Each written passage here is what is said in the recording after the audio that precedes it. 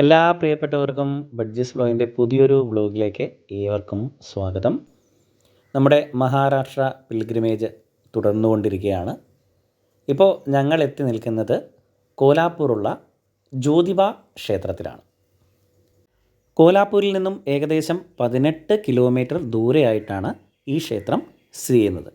അതുമാത്രവുമല്ല, സമുദ്രനിരപ്പിൽ നിന്നും ഏകദേശം 3124 അടി ഉയരത്തിലാണ് ഈ ക്ഷേത്രം സ്ഥിതി ചെയ്യുന്നത്. ഞങ്ങൾ ഈ 36 പേരിലെ സംബന്ധിച്ചിടത്തോളം ആദ്യമായിട്ടാണ് ഈ ക്ഷേത്രത്തിലേക്ക് പോകുന്നത്. ഇതിനു മുമ്പ് പോയി പരിചയമുള്ളവരാരും തന്നെ ഇല്ല എന്നുള്ളതാണ് യാഥാർത്ഥ്യം. അവിടെ എത്തിയപ്പോൾ തന്നെ കണ്ടത് ഇത്രയും വലിയ ഒരു അടിപൊളി ദോശയാണ് കേട്ടോ. സാധാരണ നമ്മുടെ കേരളത്തിലെ ഹോട്ടലുകളിലൊക്കെ തൊപ്പി ദോശ കണ്ടിട്ടുണ്ടാവും. പക്ഷേ ഇത്രയും വലിയൊരു ദോശ ആദ്യമായിട്ടാണ് കാണുന്നത്. അപ്പോൾ ഈ ക്ഷേത്രത്തിലേക്ക് പോകാനായിട്ട് ധാരാളം പടവുകളുണ്ട്.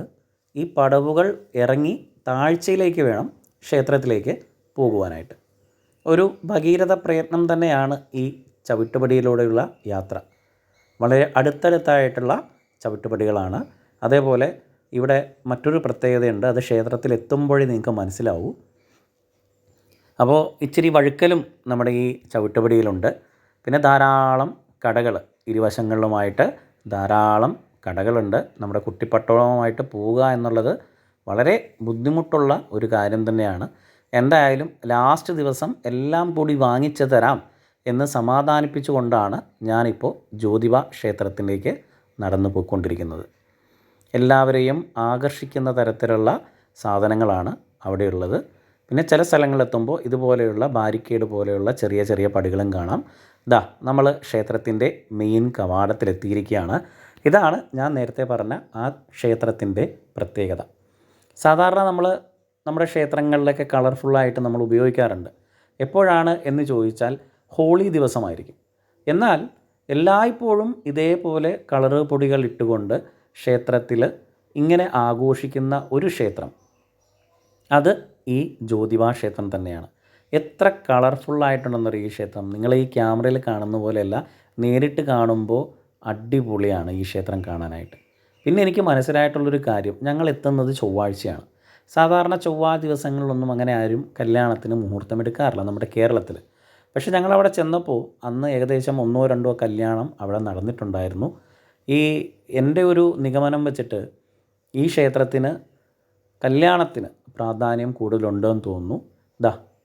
എത്ര മനോഹരമായിട്ടുണ്ടെന്ന് നോക്കി. വേറെ ഏത് കളറാണെങ്കിൽ പോലും ഇത്രയും നമുക്ക് ഒരു സൗന്ദര്യം തരില്ല. ആ പിങ്ക് കളറാണ് അവിടുത്തെ ഏറ്റവും വലിയൊരു അട്രാക്ഷൻ. ഇത് പെയിൻ്റ് അടിച്ചതൊന്നുമല്ല കേട്ടോ. വരുന്നവരെല്ലാവരും ഈ പിങ്ക് കളറ് ആ ക്ഷേത്രത്തിന് ചുറ്റും വിതറുകയാണ്. ഇത് അവിടുത്തെ മറ്റൊരു ആചാരമായിട്ടാണ് തോന്നുന്നത്.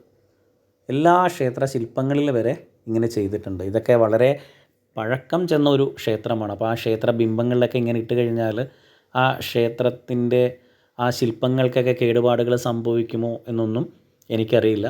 പക്ഷേ കാണാൻ നല്ല ഭംഗിയുണ്ട്.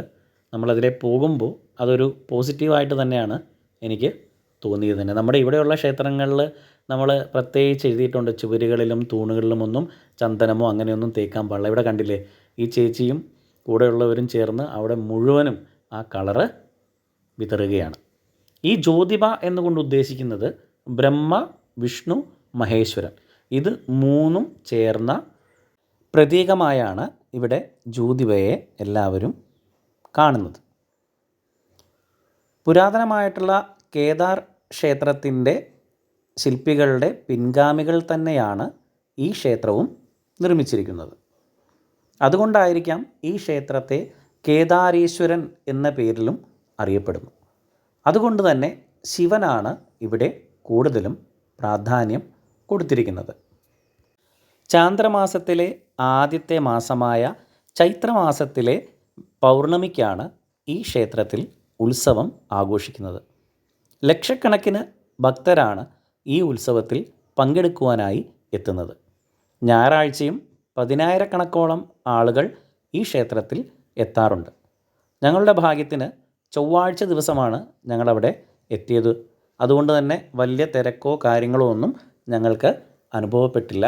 പിന്നെ ഇതേപോലെ വൈകിട്ടുള്ള സമയത്താണ് നമ്മളവിടെ എത്തുന്നതെങ്കിൽ അത് നമുക്ക് ഒരുപാട് ഗുണം ചെയ്യും. അത്യാവശ്യം ഈ ക്ഷേത്രം ഇത്രയും മുകളിലായതുകൊണ്ട് തന്നെ ഇച്ചിരി തണുപ്പും കാര്യങ്ങളുമൊക്കെ നമുക്ക് ഫീൽ ചെയ്യാറുണ്ട്.